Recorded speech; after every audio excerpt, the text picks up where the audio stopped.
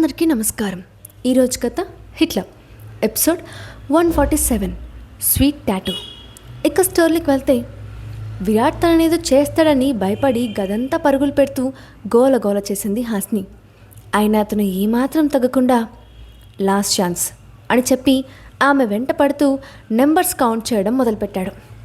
అతని మాటలకి కోపం వచ్చిన హాస్ని, నిన్నటి వరకు కేరింగ్ హస్బెండ్లా ఉన్న మీరు ఈరోజు కంత్రి హస్బెండ్లా ఎందుకు మారిపోయారు? నాకు ఈ విరాట్ నచ్చలేదు. I want my innocent Virat back. అప్పటి వరకు అస్సలు దొరకను నేను అని తన పరుగును ఆపకుండా చెప్పింది. కానీ విరాట్ ఆపకుండా కౌంట్ చేస్తూ నెంబర్ 1 అని వచ్చేసరికి పరిగెడుతున్న హాస్ని చూసుకోకుండా టీపై తన్నుకొని సోఫాలో బోర్లా పడిపోయింది. దొరికిందే సందని వెంటనే ఆ కాళ్ళ మీద పడి, దేవుడు కూడా నాకే ఫేవర్ చేస్తున్నాడు చూడు బేబీ అంటూ రాక్షసంగా నవ్వుతూ పాకెట్లో ఉన్న పెన్ బాక్స్ నుండి సిల్వర్ పెన్ బయటకు తీశాడు. అతను ఏం చేస్తున్నాడోనని కంగారు పడుతూ వెనక్కి తిరిగిన హాస్ని చేతిలో పెన్తో తన నడుము దగ్గరికి వచ్చిన విరాట్ని చూసి షాక్ అవుతూ, ఇంతసేపు మీరు మాట్లాడింది ఈ పెన్ గురించా అని అపనమ్మకంగా అడిగింది. ఆమె ముఖంలో కనిపిస్తున్న ఎక్స్ప్రెషన్కి ముసిముసిగా నవ్వుతూ, ఇంకా దేనికోసం అనుకున్నావు అని కొంటగా అడిగాడు.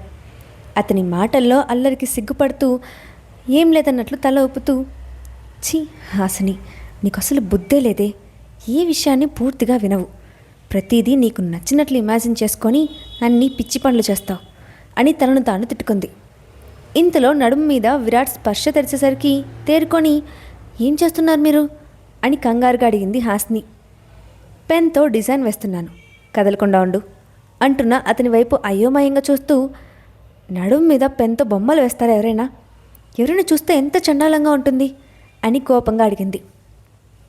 నా ప్రైవేట్ ప్రాపర్టీ చూసేంత ధైర్యం ఎవరికీ లేదు. అయినా మామూలు పెన్తో వేస్తే బాగోదు కాబట్టి టాటూ వేసే పెన్ తీసుకొచ్చాను అని కొంటగా కన్ను కొట్టాడు విరాట్. అమ్మో, టాటూనా?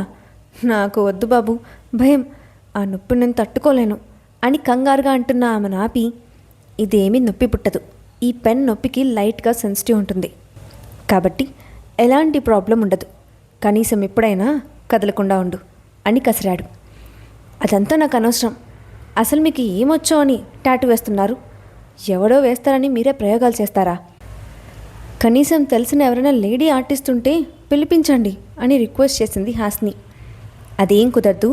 సైలెంట్గా ఉంటే నీట్గా వస్తుంది, లేదంటే చండాలంగా వస్తుంది.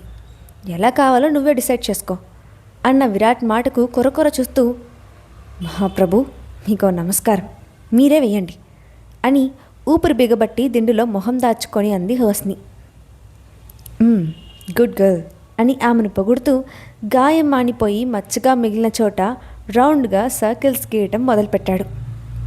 అయితే అక్కడంతా తిమ్మిరి పట్టినట్టు ఉండి నొప్పిగా అనిపించడంతో హాస్ని బాడీ పూర్తిగా రిలాక్స్ అయింది. ఒక 20 నిమిషాలు చెమట ఓడ్చి కష్టపడి ఆమె నడుం మీద ఒక ఆకారం డ్రా చేశాడు విరాట్.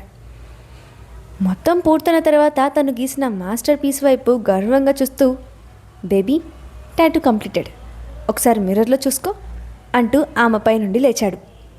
అతను ఏం డ్రా చేశాడా అని ఆతృతతో అద్దంలో చూసుకున్న హాస్ని కళ్ళు కోపంతో ఎరుపెక్కాయి. ఆ అని గట్టిగా అరిచి, యూ మాన్స్టర్, అసలు ఏం గీశారో మీకైనా అర్థమవుతుందా? అది పువ్వో పండో ఏమైనా తెలుస్తూ ఉందా? ఇదంతా మీరు కావాలని చేశారు కదా. ఇక జీవితంలో నేను చీరలు కట్టుకొని బయటికి వెళ్ళలేను, అంతా మీ వల్లే. ఎందుకు ఇలా చేశారు చెప్పండి అని అడుగుతూ కోపంతో అతని మీద పిల్లో విసిరింది హాస్ని. నా ప్రాపర్టీ నేను మాత్రమే చూడాలి, అడ్డమైన వాళ్ళు కాదు. అయినా ఎందుకు ఇలా కాకిలా కేకేమని అరుస్తున్నావు? మన పెళ్ళైన తర్వాత చీరలు ఎన్నిసార్లు కట్టావో గుర్తు చేసుకో. పోనీ కట్టినా కూడా ఎంత వరస్ట్గా వేర్ చేసావో అదైనా గుర్తుందా? అంతటానికి గోల ఎందుకు? ఆఫీస్కి వెళ్ళినప్పుడు బుద్ధిగా డ్రెస్ వేసుకో, మన బెడ్రూమ్లో మాత్రం చీరలు కట్టుకో, సూపర్గా ఉంటుంది అంటూ ఒక్కసారిగా ఆమెను హక్ చేసుకొని టాటూ మీద గట్టిగా ముద్దు పెట్టుకున్నాడు. ఆ ముద్దుకి ఒళ్ళంతా జివ్వుమని అనిపించడంతో పాటు ఏదో తెలియని భయం మొదలైంది. ఒకేసారి 2 విరుద్ధ భావాలు తట్టుకోలేక కంగారుగా బెడ్ మీద పడుకొని నిండా దుప్పటి కప్పుకుంది హాస్ని. ఆమె ప్రవర్తనకి ఆశ్చర్యపోతూ సైలెంట్గా బెడ్ మీదకి చేరి ఆమెను గుండెల మీద పడుకోబెట్టుకొని ఆలోచనలో పడ్డాడు విరాట్. ఇంతలో హాస్ని కన్నీరు అతని గుండెలను తడపటంతో కంగారుగా పైకి లేచి, ఏమైంది బేబీ, ఎందుకు ఏడుస్తున్నావు అని అడిగాడు. ఆ ప్రశ్నకు సమాధానం చెప్పకుండా అతన్ని గట్టిగా హక్ చేసుకొని వెక్కి వెక్కి ఏడుస్తూ ఉండిపోయింది హాసిని. ఆమెను చూసిన విరాట్ మనసులో ఎన్నో అనుమానాలు మొలకెత్తుతూ ఉంటే కాసేపు ఆమెను కన్సోల్ చేసి, ఈ కన్నీళ్ళు ఎవరి కోసం, నా కోసమా లేక అని అంతకుమించి అడగలేకపోయాడు విరాట్. అతని భావం అర్థమైన హాసిని తలెత్తి సూటిగా అతని కళ్ళల్లోకి చూస్తూ, ఎవరి కోసమో కాదు, కేవలం మీకోసం మాత్రమే, నా మనసు, తనువు అన్నీ అని జీరపోయిన గొంతుతో పలికింది. మరెందుకు నీ దగ్గరకు వస్తూ ఉంటే పారిపోతున్నావు? వారం రోజులుగా నన్ను ఎందుకు అవాయిడ్ చేస్తున్నావు అని బాధగా అడిగాడు విరాట్. మిమ్మల్ని డిసప్పాయింట్ చేస్తానేమోనని నాకు భయం వేస్తుంది విరాట్ గారు. మీరు ప్రేమగా వస్తే కనీసం సపోర్ట్ కూడా ఇవ్వలేను అనిపిస్తుంది. మనసులో ఎన్నో రకాల భయాలు, బాధలు ఉన్నాయి. మన ఇద్దరి మధ్య అన్నీ ఎప్పటికీ నార్మల్ అవుతాయో నాకు అర్థం కావట్లేదు. నాకు ఇలా నచ్చడం లేదు. మన పాత రోజులకు వెళ్ళిపోతే బాగుండు అనిపిస్తోంది. కానీ అది సాధ్యపడుతుందా?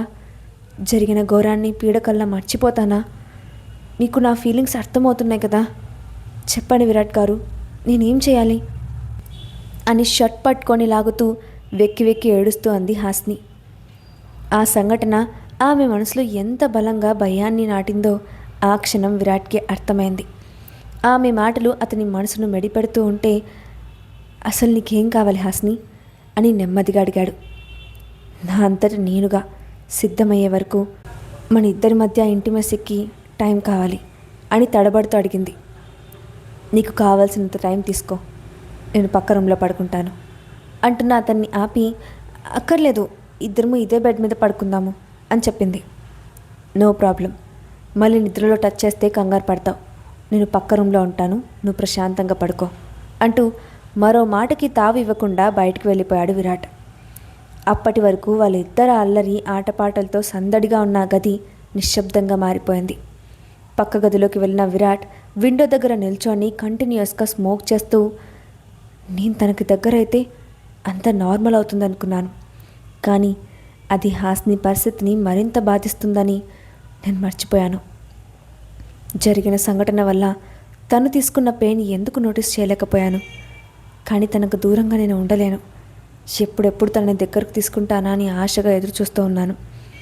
ఈ సమస్యకు పరిష్కారం ఏంటి అని ఆలోచనలో పడ్డాడు. అర్ధరాత్రి గడిచిన అతని ఆలోచన ఒక్క కొలిక్కి రాలేదు.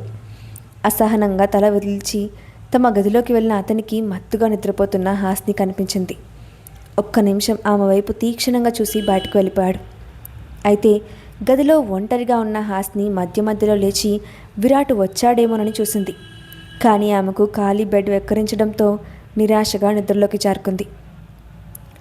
మరుసటి రోజు మధ్యాహ్నం 12 గంటలకు నిద్ర లేచిన హాసిని ఫ్రెష్ అప్ అయ్యి కిందకు వచ్చేసరికి కంగారుగా ఆమెకు ఎదురొచ్చింది సరిత. మేడం, ఈరోజు చాలా ఆలస్యంగా నిద్రలేచారు, మీకు ఆరోగ్యం బాగానే ఉందా అని కంగారుగా అడిగింది. ఐఎమ్ ఫైన్ సరిత, కంగారు పడకు. ఇంతకీ విరాట్ గారు కనిపించడం లేదు, ఎక్కడున్నారు అని చుట్టూ చూస్తూ అడిగింది హాసిని. సార్ పొద్దున్నే బ్రేక్ఫాస్ట్ చేసి బయటకు వెళ్ళిపోయారు, మిమ్మల్ని నిద్ర లేపొద్దని చెప్పారు, అందుకే నేను కూడా రాలేదు అని చెప్పింది సరిత. కొద్దిసేపటి తర్వాత లంచ్ చేసి ఆఫీస్కి వెళ్ళిన హాసినిని పలకరించి తినడానికి రమ్మని చెప్పింది కీర్తి. నేను ఆల్రెడీ లంచ్ చేసి వచ్చాను, నువ్వు కానివ్వు అంటూ కుర్చీలో కూర్చొని మొబైల్లో గేమ్స్ ఆడుకుంటున్న ఆమెను చూసి, అదేదో ప్యాలెస్లోనే కూర్చొని ఆడుకోవచ్చు కదా, దానికోసం ఆఫీస్కి ఎందుకు రావడం అని వెటకారంగా అంది కీర్తి. అసలే కలిసి 3 సంవత్సరాలైంది కదా, అందుకే నిన్ను చాలా మిస్ అయ్యాను అని మొబైల్ నుండి కనీసం తల కూడా ఎత్తకుండా జవాబిచ్చింది. దాంతో ఆమెను చూసి, ఆ మాట చెప్పడానికి సిగ్గుండాలి, ముఖం చూసి మాట్లాడలేదు కానీ మిస్ అయిందంట, నమ్మే మాటలేనా ఇవి అని అనింది కీర్తి. ఏంటి నీ గోల, అన్నానికి బదులు నన్ను తిని కడుపు నింపుకుందామని అనుకుంటున్నావా, మరీ అంతా పిసినారతనం పనికిరాదు అని వెక్కరించింది హాసిని. ఆమె మాటలకి ఒళ్ళు మండిపోతున్న కీర్తి, ఒంటిపిల్ల రాకాసులాగా కూర్చొని ఆడుకో, నేను వెళ్తున్నాను, మళ్ళీ నీ దగ్గరికి వస్తే అప్పుడు అడుగు అంటూ అక్కడి నుండి కోపంగా క్యాంటీన్ వైపు వెళ్ళింది. ఆమెను చూసి నవ్వుకుంటూ తన క్యాబిన్లోకి వెళ్తున్న హాసిని చూసి, హలో మేడం, ఎలా ఉన్నారు అని పలకరించాడు ప్రశాంత్. నేను బాగానే ఉన్నాను మిస్టర్ ప్రశాంత్ అని చెప్పి తన క్యాబిన్లోకి వెళ్ళిపోయింది హాసిని. ఆమెను చూసి ఒక నిట్టూర్పు విడిచి తన దారిని తాను వెళ్ళిపోయాడు ప్రశాంత్. కాసేపటి తర్వాత ఆకలిగా అనిపించడంతో దగ్గరలో ఉన్న సూపర్ మార్కెట్కి వెళ్ళింది హాస్ని. ఎంట్రెన్స్ నుండి లోపలికి వెళ్తున్న ఆమె హాస్ని అని వినిపించిన ఒక సుపరిచితమైన వాయిస్కి ఆగిపోయింది. ఒక్కసారిగా కొన్ని రోజుల నుండి ఆమె మదిలో రేగుతున్న సంఘర్షణ గుర్తొచ్చి కళ్ళు ఎర్రబడ్డాయి. కోపంగా వెనక్కి తిరిగిన ఆమెకు తననే కళ్ళార్పకుండా చూస్తున్న మహేంద్రవర్మ కనిపించాడు. ఎలా ఉన్నావు హాస్ని? అప్పటికి ఇప్పటికీ చాలా చిక్కిపోయావు. నా మీద బెంగ పెట్టుకున్నావా అని డీప్గా చూస్తూ అడిగాడు. అతని వైపు అసహ్యంగా చూస్తూ, నీ గురించి దిగులు పడాల్సిన అవసరం ఏముంది? అయినా నిన్ను విరాట్ గారు బంధించారు కదా, ఎప్పుడొచ్చావు బయటికి అని కోపంగా అడిగింది. ఆ విషయం నీకు కూడా తెలుసా అని అడిగిన మహేంద్రకు, తెలియకుండా ఎందుకుంటుంది? ఇంతకీ బయటకు ఎలా వచ్చావో అది చెప్పు అని గట్టిగా అడిగింది హాస్ని. ఎలా వస్తాను? మీ ఆయన వదిలి వెళ్తే వస్తాను. నన్ను బంధించడం అంత ఈజీ కాదని అర్థమైనట్లుంది. వారం క్రితం వదిలేశాడు అని గొప్పగా చెప్పాడు మహేంద్ర. ఆ మాటకి, వారం క్రితం వదిలితే ఇప్పటి వరకు నాకెందుకు చెప్పలేదు? నాకు చెప్పడం అనవసరం అనుకున్నారా, లేక మరేమైనా కారణం ఉందా అని ఆలోచనలో పడింది హాస్ని. ఆమెను చూసి, ఏమైంది, ఎందుకు అలా దిగులుగా ఉన్నావు అని ప్రశ్నించాడు మహేంద్ర. నేను ఎలా ఉంటే నీకెందుకురా? అసలు నన్ను అడగడానికి నీకేం హక్కుంది? నా జీవితాన్ని ఎలా నాశనం చేశావో మర్చిపోయాను అనుకుంటున్నావా? విరాట్ గారు నిన్ను వదిలేశారంటే దానికి సరైన కారణం ఉంటుంది. అయినా కుక్కకు కూడా విశ్వాసం ఉంటుంది, నీకు అది లేదు. నీలాంటి నీతి లేని వాడితో మాట్లాడాలంటేనే అసహ్యంగా ఉంది. అడు తప్పుకో అని అతన్ని పక్కకు తోసి ముందుకు వెళ్ళింది హాస్ని. ప్లీజ్ హాస్ని, ఒకసారి నా మాట విను అంటూ ఆమెను ఆపడానికి ప్రయత్నించాడు మహేంద్రవర్మ. అతని వైపు కోపంగా చూస్తూ, ఇప్పటి వరకు నోటుతో చెప్పాను, మళ్ళీ ఆపితే చెప్పుతో సమాధానం చెప్తాను అని హెచ్చరించి నడుచుకుంటూ వెళ్ళింది. వెళ్తున్న ఆమెకు తాను కొన్ని రోజుల క్రితం మహేంద్రను వదిలేయమని విరాట్ని అడిగిన సంఘటన గుర్తు వచ్చింది. అంటే నేను అడిగానని ఆయన్ని వదిలేశారా అని అనుకోగానే ఆమె గుండె వేగం పెరిగింది. వెంటనే అటుగా వెళ్తున్న ఆటో ఆపి ఎక్కి కూర్చొని విరాట్ ఆఫీస్ అడ్రస్ చెప్పింది. కొద్దిసేపటి తర్వాత ఆటో విరాట్ కంపెనీ ముందు ఆగటంతో దిగి ఎంట్రన్స్ దగ్గరకు పరుగున వెళ్ళి అతనికి కాల్ చేసింది.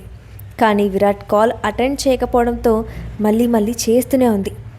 ఎంతసేపటికి సమాధానం రాకపోవడంతో, విరాట్ గారు సారీ, నా కాల్ లిఫ్ట్ చేయండి, నేను మీ ఆఫీస్ బయట ఉన్నాను అని టెక్స్ట్ మెసేజ్ చేసింది హాస్ని. అయినప్పటికీ అతని దగ్గర నుండి ఎలాంటి రెస్పాన్స్ లేదు. అసలు చూశాడో లేదో కూడా అర్థం కాలేదు. దాంతో ఆ రోజు ఎలాగైనా విరాట్ను కలవాలని మొండిగా అక్కడే నిలబడింది. ఇంతలో వర్షం పడటం మొదలైంది. క్షణాలు నిమిషాలుగా గంటలుగా మారుతున్నాయి. కానీ అతని నుండి సమాధానం రాలేదు. అంతకంతకు వర్షం ఉధృత పెరుగుతూనే ఉంటే తడిచి ముద్దైపోయిన హాస్ని కదలకుండా గేట్ ముందు పట్టుదలగా నిలబడిపోయింది. కాసేపటి తర్వాత తన క్యాబిన్కి వచ్చిన విరాట్ టేబుల్ మీద రింగ్ అవుతున్న మొబైల్ చూసి చేతిలోకి తీసుకున్నాడు. ఇంతలో అక్కడికి పరుగున వచ్చిన దాస్, సార్, హాస్ని మేడం చాలాసేపటి నుండి వర్షంలో తడుస్తూ గేట్ బయట ఉన్నారు అని కంగారుగా చెప్పాడు. ఆ మాట వినడంతోనే, what are you talking Das? తను వస్తే నాకెందుకు కాల్ చేయలేదు అంటూ వేగంగా మొబైల్ చెక్ చేసిన అతనికి ఆమె నుండి వచ్చిన మెసేజెస్, కాల్స్ కనిపించాయి. ఓ షట్, మొబైల్ క్యాబిన్లో వదిలేసి తప్పు చేశాను అంటూ పరుగున మెయిన్ గేట్ దగ్గరకు వెళ్ళాడు విరాట్. అతను వెనుకే గొడుగు పట్టుకొని వస్తున్న దాస్కి అవకాశం ఇవ్వకుండా నేరుగా వర్షంలో నిల్చున్న హాస్ని దగ్గరకు వెళ్ళి ఆమెను షెల్టర్లోకి తీసుకెళ్లాడు. అప్పటికి కూడా మౌనంగా ఉన్న ఆమెను చూసి, నీకేమైనా పిచ్చి పట్టిందా హాస్ని? వర్షంలో ఎందుకు తడిచావు? కోల్డ్ వస్తే ఎంత ప్రాబ్లం అవుతుందో తెలియదా అని అరుస్తున్న విరాట్ని ఒక్కసారిగా హక్ చేసుకున్న హాస్ని చూసి షాక్ అయిపోయాడు. అప్పుడే, నా మీద కోపం వస్తే అది తగ్గిపోయే వరకు మీకు ముద్దు పెడతాను, ఈ ఒక్కసారికి నన్ను ఎక్స్క్యూజ్ చేయండి అంటూ ప్రేమగా అతని గుండెల మీద ముద్దు పెట్టింది హాస్ని.